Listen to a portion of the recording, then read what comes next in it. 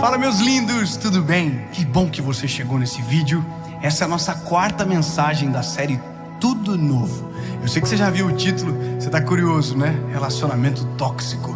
Isso adoece muita gente. A gente já vai falar sobre isso. Tem uma mensagem de Deus para você.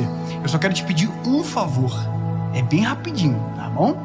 Se você não curtiu o vídeo, aliás, se você, quando eu peço, não curte, é feio. Curtir, ajuda o vídeo mais longe, mais pessoas são alcançadas. Só você clicar aqui no joinha que tem. E se você ainda não é inscrito no canal, se inscreve, ativa o sininho, porque toda segunda-feira, sem falta, tem uma mensagem para você. Mais de 2 anos que nenhuma segunda-feira faltou uma mensagem aqui no canal para abençoar você. Esse é o meu compromisso, tá bom? Deus te abençoe. Vamos pro vídeo. Jonas, capítulo de número 1, versículo de número 5.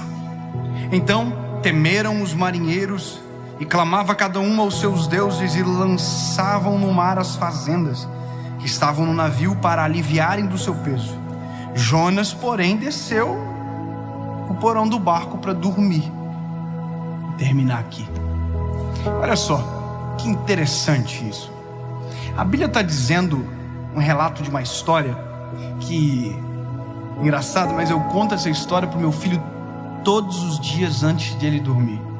Nós temos um livro de histórias e todos os dias quando eu deito com ele, e isso é todo dia, nós temos uma rotina que eu tenho que fazer uma massagem nas costinhas dele, uma massagem na barriguinha dele, orar com ele, e quando eu penso que acabou, ele diz: papai, história.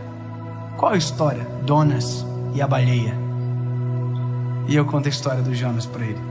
Só que esses dias eu estava contando essa história para ele, e eu fui para longe, imaginando todo o cenário de pessoas inocentes nessa história e que pagaram um alto preço por carregar alguém fora da direção de Deus.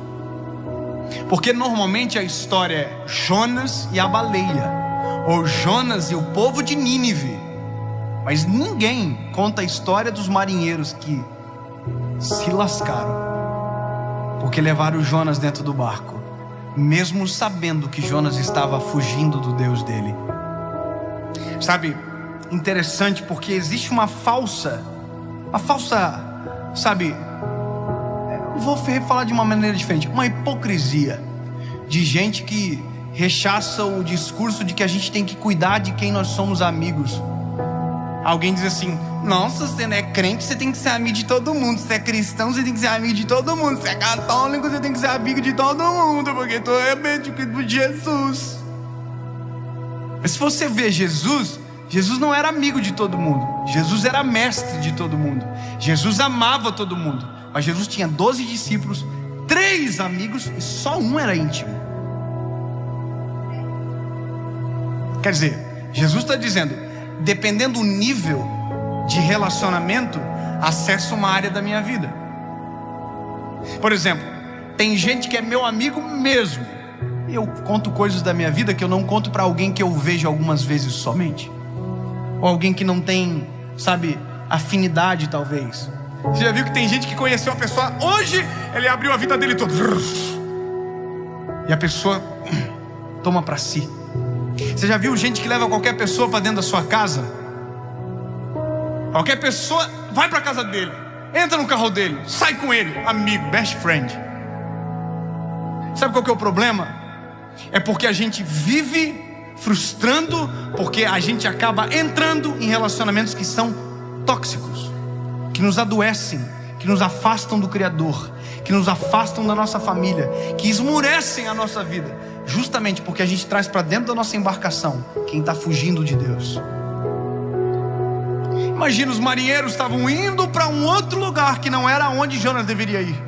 E a Bíblia diz que Jonas contou para eles: olha, eu estou fugindo de Deus, eu não quero ir para Nínive, eu quero ir para onde vocês estão indo. Para onde que é? Tarsis, então eu vou junto.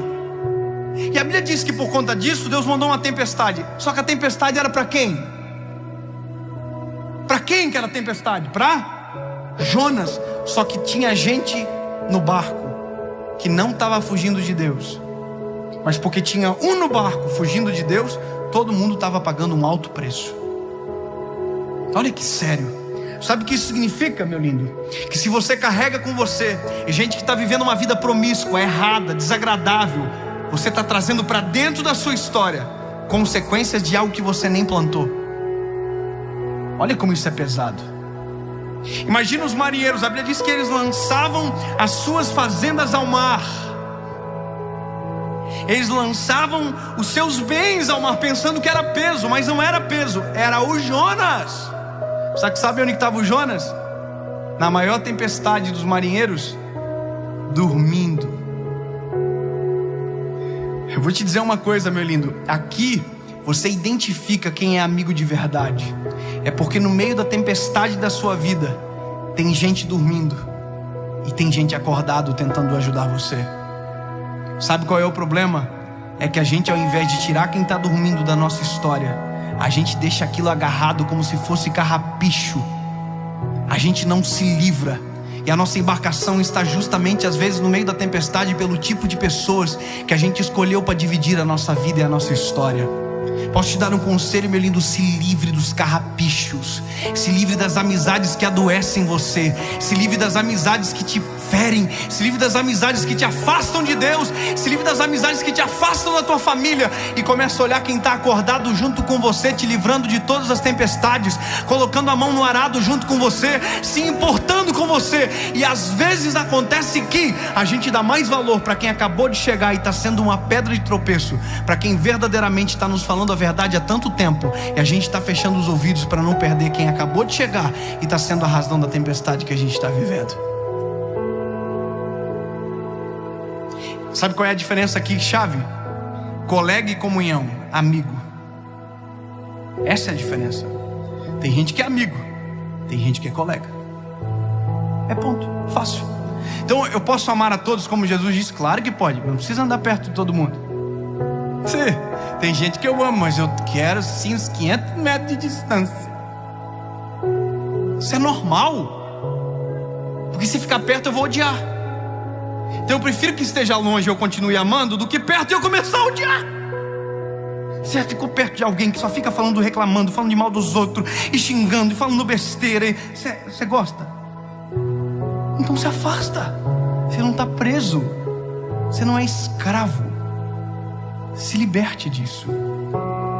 Agora, as pessoas não entendem aonde está a importância talvez disso.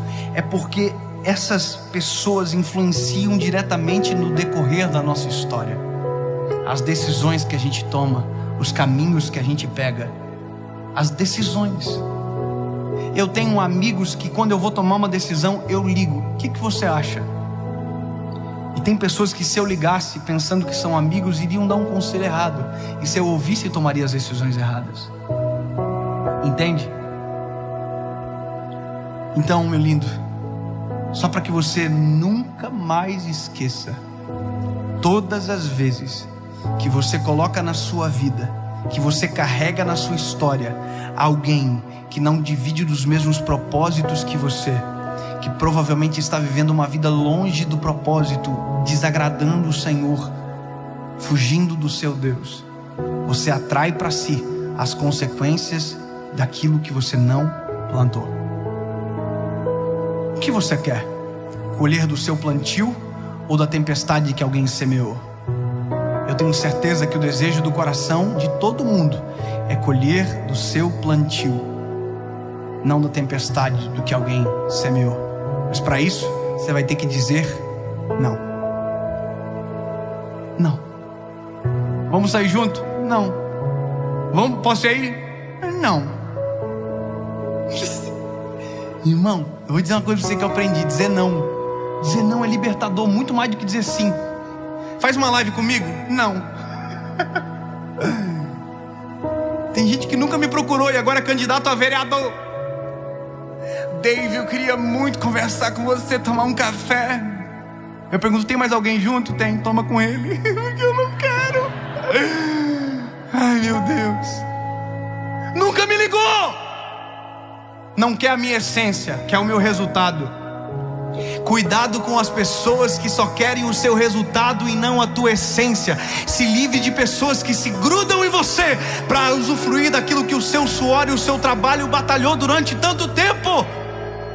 Se livre. Busque pessoas que prefiram a sua essência ao invés do seu resultado. Os verdadeiros amigos provavelmente já apareceram na sua vida, e talvez foi exatamente dos piores dias da sua história.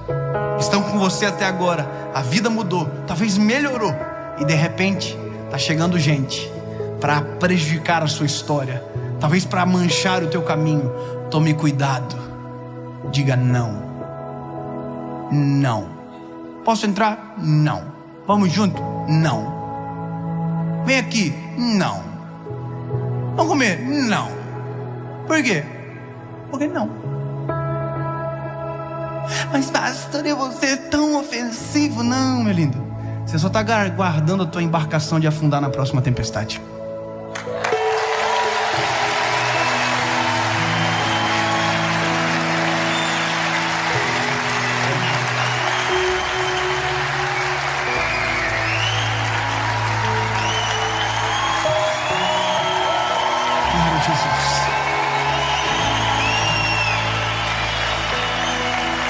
Jesus nos dá amigos, Senhor, para dividir a nossa história, para construir o nosso caminho junto conosco.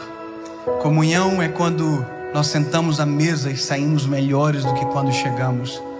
Nos dá amigos que nos ajudem a construir a nossa história em Ti, que não nos roubem da Tua presença, Senhor Jesus. Pai, nos dá amigos que permaneçam na nossa história, que sejam bênçãos para o dia mau e que celebrem o nosso dia bom. Pai, tira aquilo que é tropeço para a nossa vida, que talvez seja bênção para a vida de alguém, mas que não é para nós. Nos faz enxergar, nos faz ter coragem para dizer não, e coragem ainda maior, para que, se preciso for, jogue para fora do barco. Em nome de Jesus, amém.